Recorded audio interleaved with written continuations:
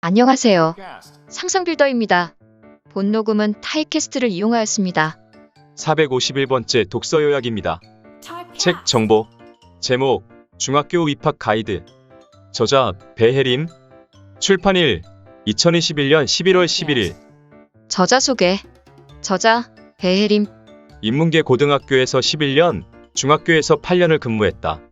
현재 경남 창북중학교에서 아이들을 가르치고 있다. 교사로 근무하며 학생들을 지도하고 여러 학부모 학생들의 중학교 생활에 관한 질문에 답해왔지만 막상 첫 아이를 중학교에 보내고 나니 부모로서 고민할 지점이 따로 있다는 것을 알게 되었다. 자녀의 중학교 생활을 옆에서 지켜보며 새삼 깨닫게 된 점, 수많은 학부모와 학생들이 궁금해하는 점, 학교 생활에 조금 더 도움이 되는 팁들을 알려주고 싶어 중학교 입학 안내서를 집필했다. 지은 책으로 진짜 초등국어 공부법이 있다. 책 속에 19년차 현직 중등교사가 알려주는 예비 중학생과 학부모를 위한 중학교 입학 준비 총정리. 중학생 말만 들어도 마음이 복잡한 학부모들이 많을 것이다.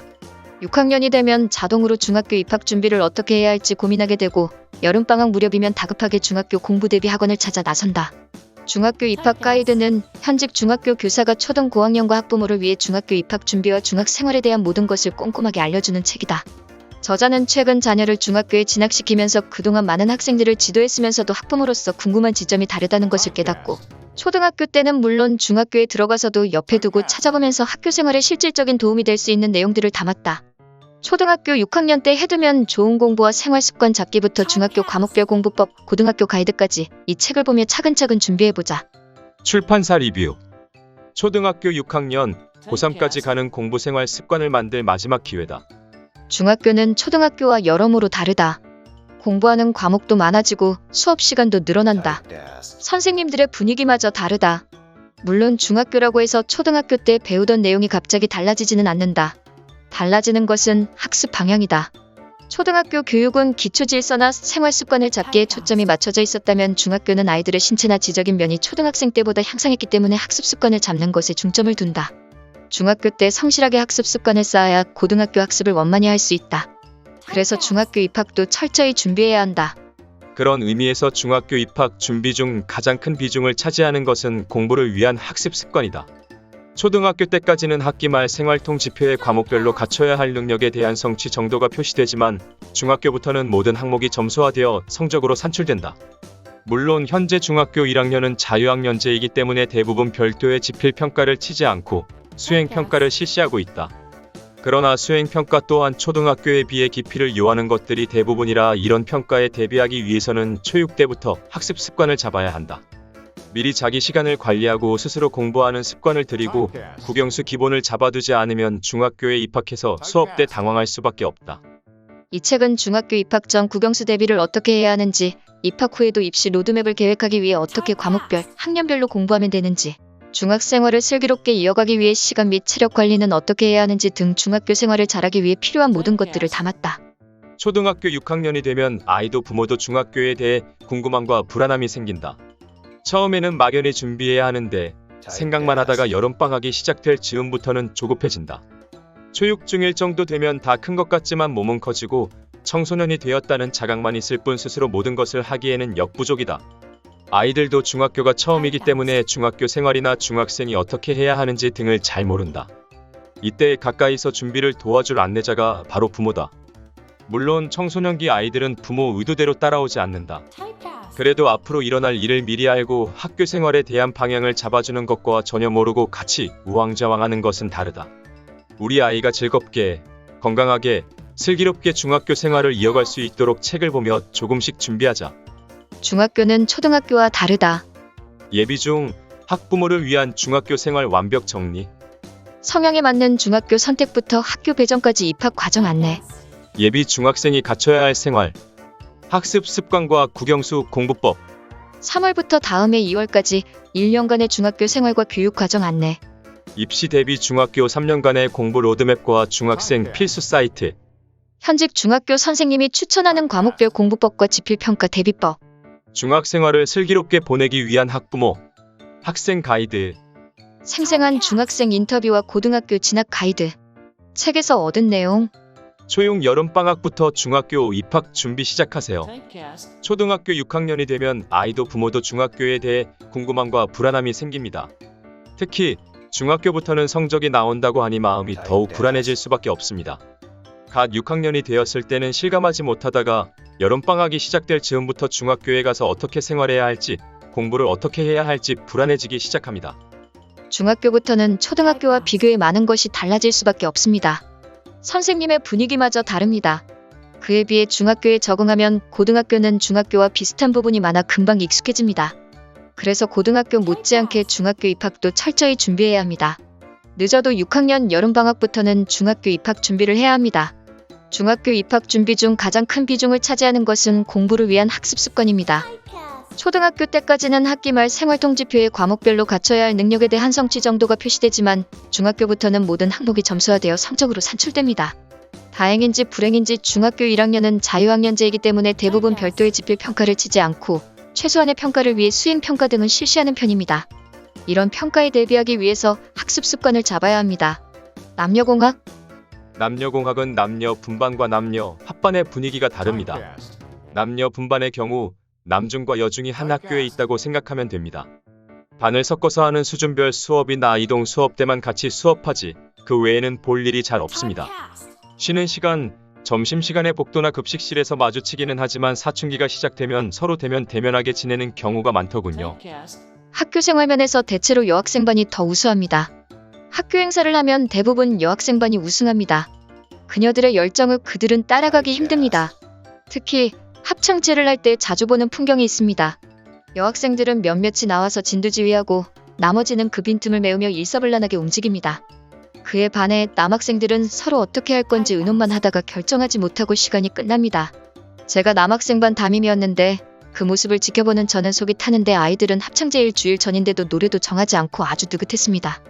그래도 다행히 합창제까지 어찌어찌 결과물이 나왔던 것이 기억납니다. 시험 결과도 여학생반 평균이 더 높은 편입니다.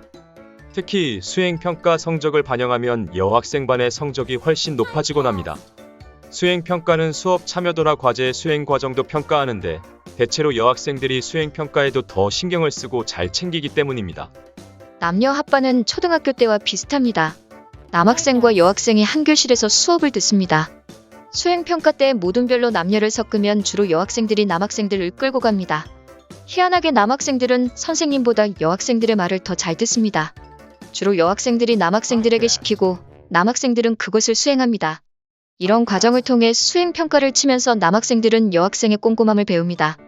그래서 남녀공학이라도 남자반의 결과물과 남녀합반의 결과물은 크게 차이 납니다. 저는 남녀공학을 보낸다면 남녀 분반보다 남녀 합반이 더 좋을 것 같습니다. 어차피 남자와 여자가 같이 살 세상이고 같이 지내면서 서로에 대해 더 많이 이해할 수 있기 때문입니다. 중학교는 다릅니다. 물론 중학교 1학년 때는 자유학년제 기간이라 성적이 산출되지 않습니다. 그러나 수업 태도를 통해 성적이 가늠됩니다. 중학교 2학년부터는 지필평가와 수행평가를 통해 성적표에 점수화되어 기록됩니다. 초등학교 때는 정확하게 알 수 없었던 아이 수준이 제대로 파악되는 것입니다. 중학교부터는 공부에 매진해야 하므로 체력도 키워야 합니다. 중학교 때 키워둔 체력이 고등학교 3학년 때까지 체력의 바탕이 됩니다. 몇 시간씩 운동할 필요는 없지만 매일 10분이라도 줄넘기나 달리기 등의 가벼운 운동을 해서 체력을 키우는 것이 좋습니다. 특히 성장기인 아이들에게 몸 전체를 움직이는 운동을 추천합니다. 수업이나 평가를 따라가기 위해서 초등학생 때보다 공부를 많이 하고 늘어나는 학습량과 학습 시간을 관리해야 합니다. 이를 위해서 스스로 공부하는 습관이 필요합니다. 억지로 공부해서는 결코 자기 것이 될 수 없습니다. 내가 해야 할 일이라고 생각하고 주도적으로 공부해야 합니다. 학교에서 관찰하면 상위권에 있는 아이들은 스스로 계획을 세워서 공부합니다. 그렇기 때문에 어디가 부족한지 파악하고 부족한 부분을 어떻게 메울지 계획합니다. 자신의 수준을 파악하는 것도 그에 맞춰 계획을 세우는 것도 다른 누군가가 대신할 수 없습니다. 스스로 공부를 해야겠다는 생각을 하고 공부하는 과정에서 학습 습관이 잡힙니다. 스스로 공부하는 습관은 기본. 수업이나 평가를 따라가기 위해서 초등학생 때보다 공부를 많이 하고 늘어나는 학습량과 학습 시간을 관리해야 합니다. 이를 위해서 스스로 공부하는 습관이 필요합니다. 억지로 공부해서는 결코 자기 것이 될 수 없습니다. 내가 해야 할 일이라고 생각하고 주도적으로 공부해야 합니다. 학교에서 관찰하면 상위권에 있는 아이들은 스스로 계획을 세워서 공부합니다. 그렇기 때문에 어디가 부족한지 파악하고 부족한 부분을 어떻게 메울지 계획합니다.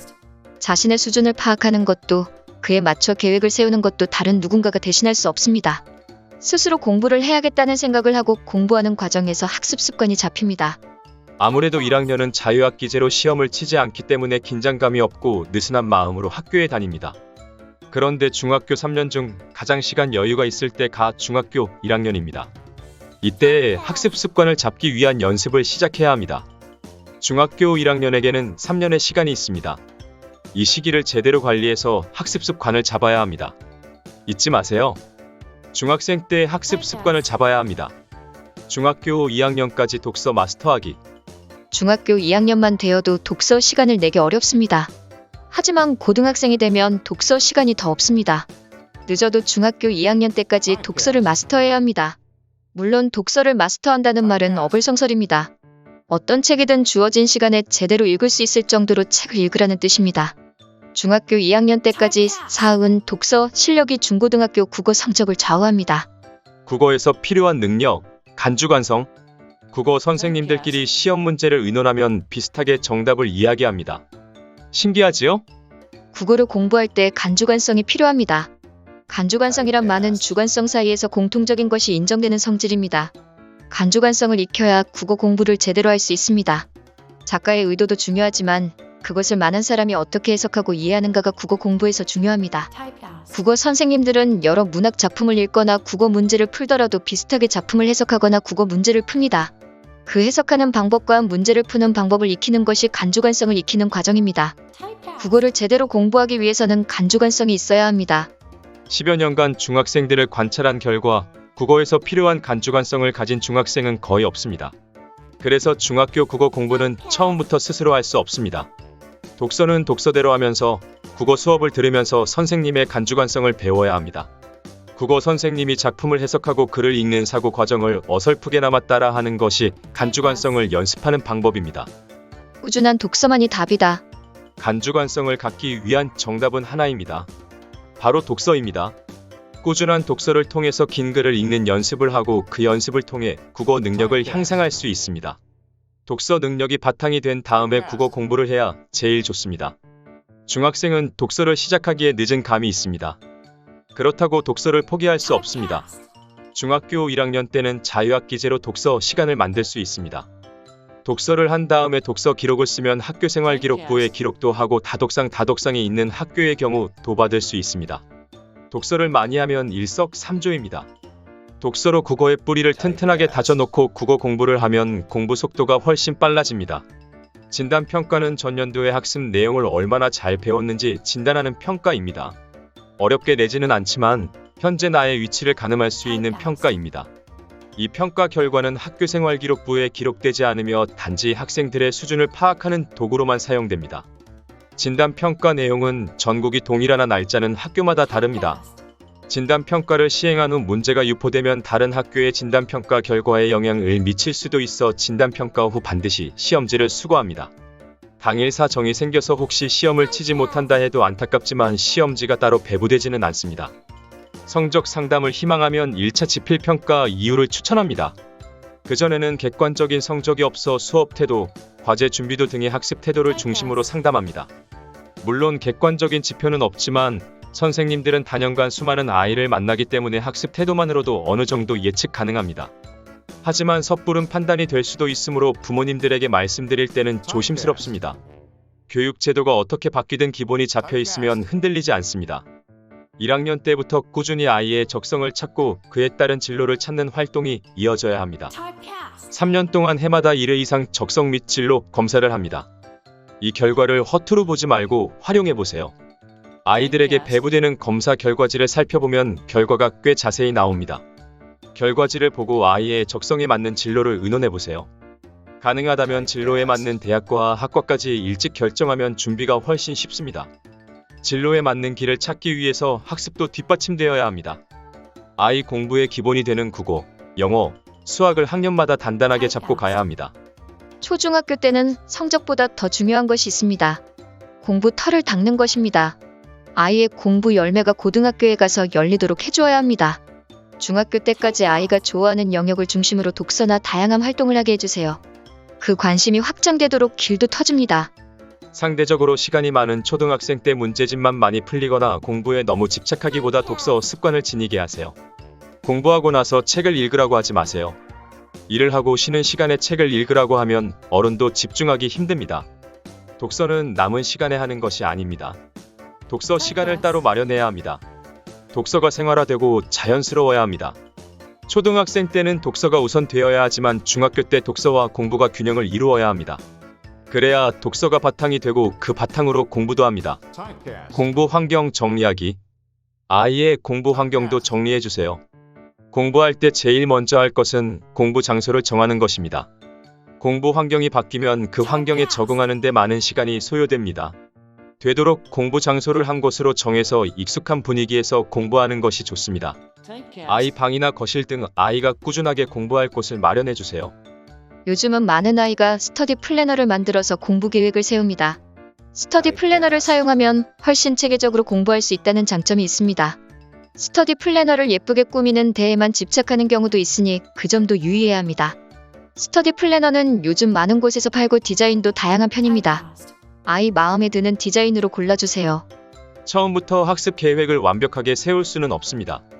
계획을 세우고 시행착오를 겪으면서 수정하는 과정에서 자신에게 맞는 학습 계획을 만듭니다. 초등학교 때부터 공부 계획을 세우는 연습을 하면 좋겠지만 그렇게 하지 못했다면 중학교 때부터라도 공부 계획을 세울 수 있도록 해줘야 합니다. 요즘에는 유튜브나 블로그, 인스타 등의 공부 방법에 관한 이야기가 많이 올라오니 그런 것들을 통해 공부 동기를 마련하거나 공부 방법을 생각하게 하는 것도 좋습니다. 아이 스스로 길을 찾을 때까지 절대 엄마가 먼저 옆에서 초조해하거나 조급해하지 마세요. 아이 옆에서 믿고 지켜봐주는 것이 공부를 위한 최고의 방법입니다. 이상으로 독서 요약을 마치겠습니다. 감사합니다.